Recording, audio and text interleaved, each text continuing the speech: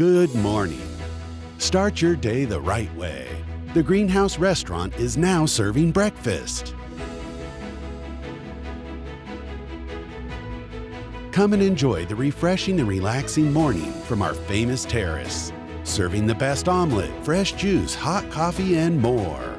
Try our new breakfast menu at the Greenhouse every morning from 7 to 11.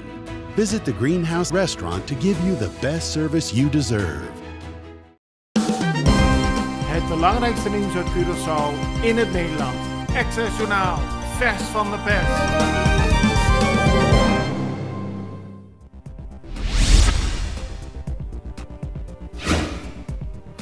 CASA, de Belangenvereniging van Kleine Ondernemers, actief in de toeristische sector op Curaçao, heeft gisteren haar cijfers bekendgemaakt. De accommodaties die zijn aangesloten bij de vereniging behaalden in maart maar zo'n 25% bezetting. En daarmee is het weer een heel slechte maand voor de accommodaties. Voor de komende maanden hebben de meeste te maken met annuleringen vanwege de coronamaatregelen. Veel leden zijn ten einde raad. CASA laat weten niet te begrijpen waarom deze mensen niet in aanmerking komen voor additionele steun van het ministerie van Economische Ontwikkeling. Curaçao heeft er weer een nieuwe vaccinatielocatie bij, namelijk op Marinekazerne Parera. De overheid maakte gisteren bekend dat vanaf vandaag alle mensen die een afspraak hebben voor hun tweede dosis Pfizer daarvoor naar de Marinekazerne moeten gaan.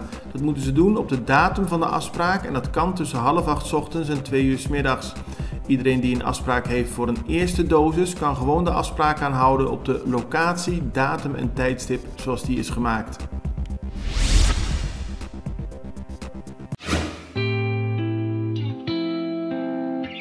Agua y corriente é essencial para nos vida diário. E pensei Aqualectra ta honra de por servir e de contribuir no bem-estar duradouro de nossa comunidade. Nós que chamamos danke para cumprir carga sempre conosco.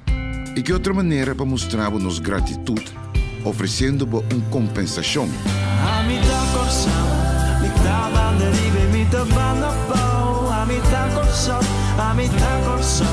Coração chiquinho no meio do mundo. Se a botar coração, nota a importância, botar ela blow. A botar coração, botar-me em lugar especial. Vou conseguir registrar e aplicar tranquilo via aqualectra.com/dankinabo ou chama 0800 0135. Muito nos contribui na melhor coração. Het aantal coronabesmettingen op Curaçao blijft stijgen. In het weekend ging het om in totaal 448 nieuwe gevallen. Wel zijn 400 mensen hersteld verklaard. Er zijn nu 4768 actieve besmettingen op Curaçao. Tegelijkertijd liggen er 129 mensen in het ziekenhuis. Daarvan liggen er 44 op de intensive care. 2 mensen zijn voor zorg op de intensive care naar het hospitaal in Aruba overgevlogen. Daar liggen nu 9 Curaçaoënaars. Er zijn in totaal 66 mensen overleden op het eiland.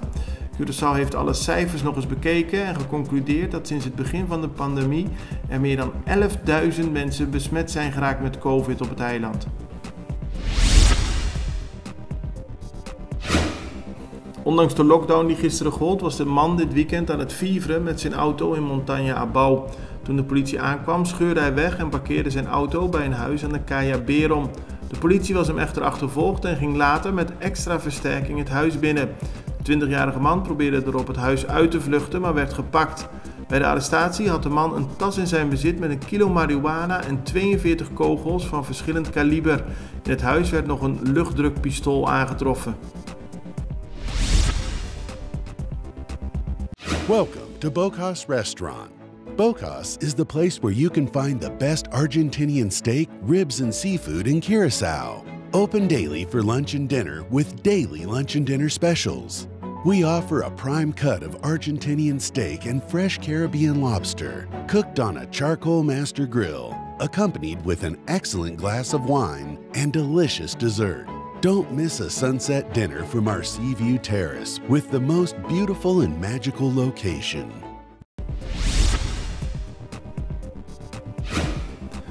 De politie werd dit weekend gebeld vanwege een ruzie tussen twee vrouwen. Ze kwamen op zaterdagochtend rond 1:30 aan de Gaia Elegancia.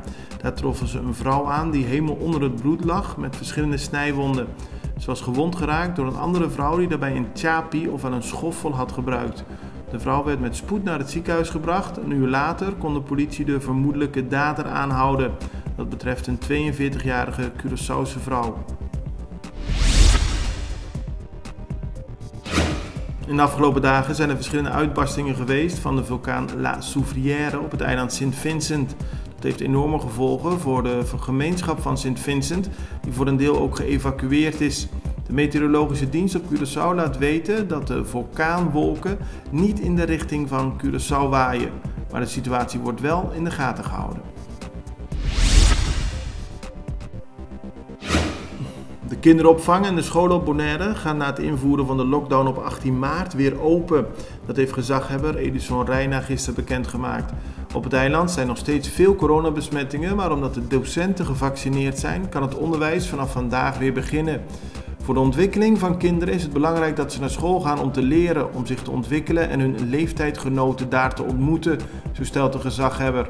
Daarom worden de deuren weer geopend. In het voortgezet onderwijs worden de lessen zo georganiseerd dat docenten en leerlingen 1,5 meter afstand kunnen houden. Op basisscholen is dat niet nodig. Het belangrijkste nieuws uit Curaçao in het Nederland.